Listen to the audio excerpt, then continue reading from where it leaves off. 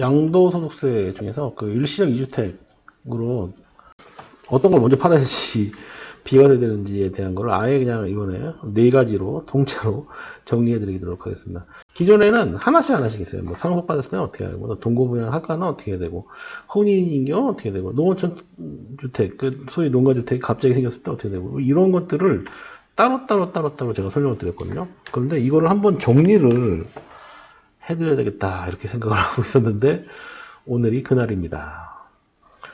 자, 일시적 2주택이다. 이게 무슨 얘기냐면 본인이 아파트 하나 갖고 있어요. 근데 어느 날 어떤 사유로 인해서 갑자기 집이 생겨요.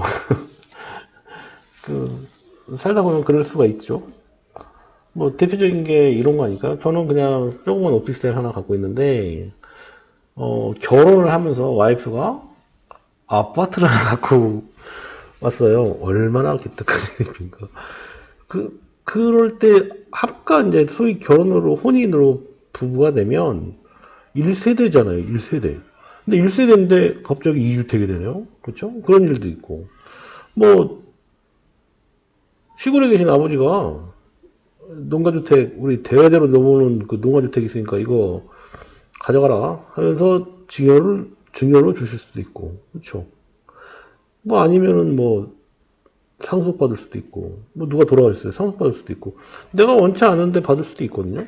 그거를 일시적 2주택이라고 합니다. 그러니까 실제로 일시적 2주택의 경우가 상당히 많죠. 근데 이제 법에서는 그 일시적 2주택일 때 어떻게 보면 비과세를 해주는 요건들이 좀 있어요. 이거를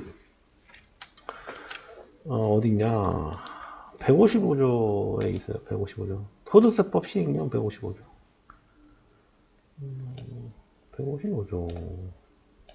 이거를 이제 일시적 1주택의 특례다 해가지고, 여기 중간에 2주택이 되는 내용들에 대한 내용 쭉 설명드립니다.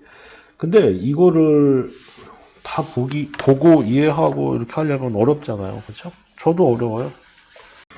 이거를 이제 정리를 해 놓은 것들이 좀 있어요. 그래서 이제 이런 식으로 정리를 좀 해놨습니다. 먼저, 상속주택으로 2주택이 된 경우, 상속받은 주택으로 2주택이 됐다. 이럴 때 어떤 걸 팔아야지만 비과세 되냐. 이게 그림을 보시면 일반 주택은 원래 있었대요. 근데 중간에 상속주택을 취득합니다. 상속주택의 취득은 언젠가요? 상속주택 취득. 상속개시일인가요? 등기일인가요? 상속받은 날이 취득일이에요. 취득이에요. 상속받은 날이. 자, 그래서 상속받은 날 취득을 했어요. 그러면 그 이후에 일반 주택, 앞에 하고 상속주택을 팔면 안 돼요, 이거는. 상속주택을 파는 게 아니라 일반 주택의 1세대 1주택 비과세 요건을 갖춰서 양도할 때만 비과세 된다. 이렇게 보시면 됩니다. 그런데 다른 거는 또 결혼했을 때는 뭐 남편 걸 팔아야만 된다. 여자 와이프 거만 팔아야 된다. 이게 아니에요. 그때는 둘 중에 어떤 걸 팔아야 된다. 이런 것들을 지금 정리해 드리는 거예요. 그래서 일반 주택을 양도를 해야 된다. 이게 중요한 겁니다. 상속받은 주택의 범위가 뭐냐. 뭐 이런 것까지 다 설명드리면 오래 걸려요. 시간이. 그러니까 이런 것들은 일단 제가 뺄게요. 그런데 이제 중간에 이런 설명을 좀 드릴 수 있어요. 2주택을 원래 보유하고 있었대요. 2주택을 보유하고 있었대요. 2주택 보유하고 있을 때 피상속인으로부터, 피상속인이 뭐냐면 돌아가신 분이 피상속인이에요. 돌아가신 분으로부터 1주택을 상속받은 경우 비과세 적용. 비과세 되나요? 안 돼요, 이거는. 예. 1주택을 보유하고 1세대가 구성한 자가 2주택을 보유한 직계 존속의 동거부양 합침으로 3주택을 보유하고 있다가 동일 세대에서 돌아가신 거예요. 그쵸? 동일 세대에서 돌아가셔서 상속이 개시됐다. 이런 경우 1세대 1주택 특례가 적용되지 않습니다. 그러니까 2주택이 있기 때문에 적용이 안 되는 거예요. 이거는 사례입니다. 사례. 상속주택이 이제 그런 뜻이에요. 네, 그렇게 보시면 되고,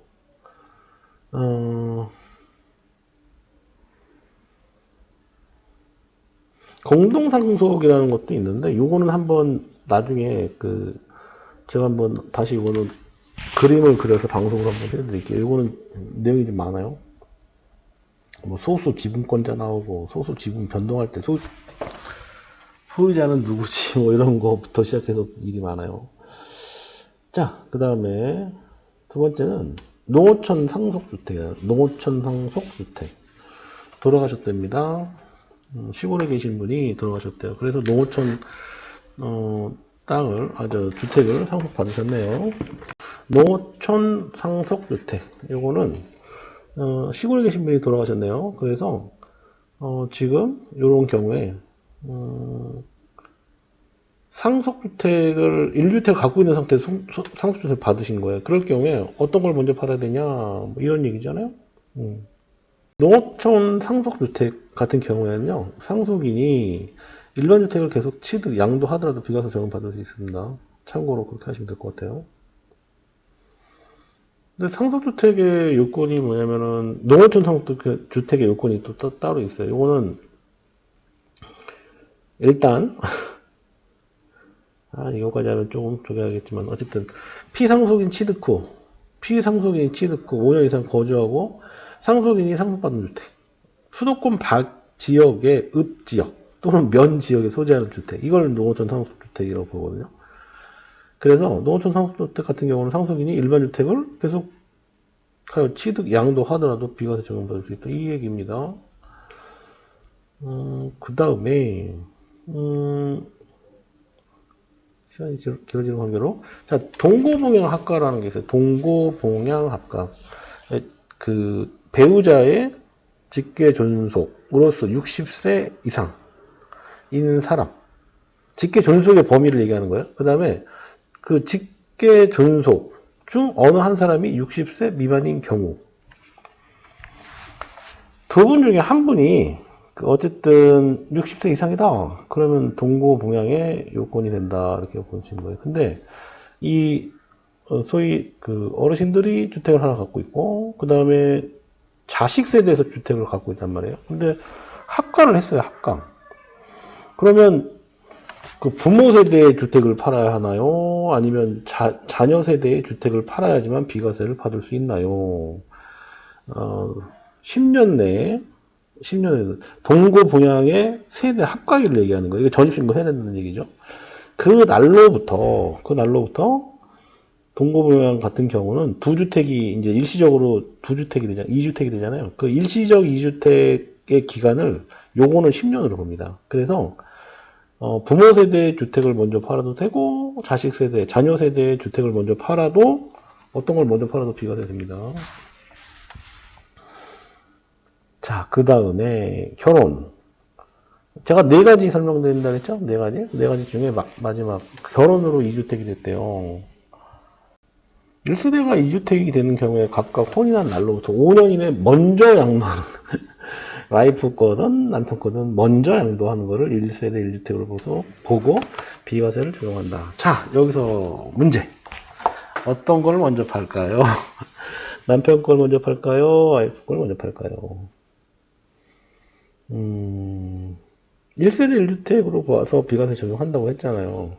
이게 이제 소위 양도소득세, 절세 효과를 보려면 이 경우는 양도 차익이 높은 걸 팔아야 됩니다. 높은 걸. 네, 높은 걸 팔아야지만, 높은 걸 판다는 얘기는 비과세 받겠죠? 비과세, 높은 걸로 비과세를 받고, 시간이 지나면 나머지 남아있는 것도 1세대 1주택의 요건이 되잖아요. 그쵸? 그럼 그때 또 비과세 받고, 이렇게 가셔야 되는 거예요. 반대로 하시면 안 돼요, 반대로. 반대로 해도 되긴 한데, 반대로 되죠. 왜냐면 작은 거 판 다음에 나중에 기다렸다 다시 또 이제 양도 차익이 크다 그러면 그때 팔아도 되긴 하죠. 근데 이제 저희가 설명을 드릴 때는 보통 양도 차익이 적은 걸 먼저 팔라고 설명을 드리긴 하긴 합니다. 나중에 이제, 그러니까 이렇게 이제 일시적 2주택이 돼가지고 양쪽 다 비과세를 받을 수 있는 요건이 되지 않는 이상 2주택이나 3주택 갖고 계신 분이 만약에 집을 팔아야 된다. 그러면 적은 걸 먼저 팔다가 팔고 하다가 세금을 덜 내는 거죠. 쉽게 얘기해서. 덜 내다가 나중에 양도 차익이 큰 거를 비과세 받으셔라. 이게 제일 이제 핵심이에요, 핵심. 양도소득세의 핵심은 그거죠. 그 다음에 또 다른 사유는 부득이하게 수도권 밖으로 소유하는 주택을 취득해가지고 2주택이 됐다. 이런 경우는 어떻게 팔아야 되냐? 어떻게 팔아야지만 비과세 되냐? 이거 하나 더 추가해서 말씀을 드리는 거예요. 부가세, 여기 하나 더 추가해서. 여기다가 하나 더 추가해서 부득이한 사유, 이 수도권 파악, 소재주택 취득으로 2주택이, 일시적 2주택이 있다. 이거 어떻게 하냐, 뭐 이런 얘기죠. 이게 155조, 155조 8항이 나온 것 같은데요. 잠깐 볼까요? 잠깐만 보고 갈게요. 시간이 없어서. 155조, 여기서 1항, 8항. 8항이 어디죠? 8항이 한 이쯤 되겠네요. 그렇죠? 아, 여기 나와 있네요. 취약, 근무 형편, 질병, 부득이한 사유, 부득이한 사유. 요게 이제 취득, 사유로 취득한 수도권 밖에 소유하는 주택과 그 밖의 주택을 각각 1개씩 소유하고 있는 경우 1세대가 부득이한 사유가 해소된 날로부터 3년 이내입니다. 3년 이내. 이게 중요해요. 3년 이내. 일반 주택을 먼저 팔라는 거예요. 이거는 먼저 팔라는 거죠. 일반 주택 맞죠? A주택이니까. 예, 맞아요. A주택이 있고 부득이한 사유가 발생했어요. 그 다음에 B주택을 수도권 밖에서 하나 샀어요. 부득이한 사유가 해소됐어요. 3년 이내에 앞에 걸 먼저 팔라는 얘기예요. 그래야지만 비과세 된다. 요 뜻이 그 뜻이에요. 지금 요거 해당하는. 여기 154조 1항을 적용한다는 게 1세대 1주택으로 적용해서 비과세 해준다. 이런 뜻입니다. 네. 그래서 오늘 1세대 1주택에 대한 또 다른 게 또 있나요? 아, 요거는 이제 장기적이니까 요건 빼고. 예.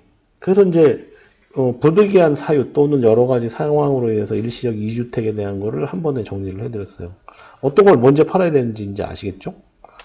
이걸 먼저 팔아야 되는데, 이거를 순서를 잘못하면 나중에 양도소득세가 나올 수 있어요.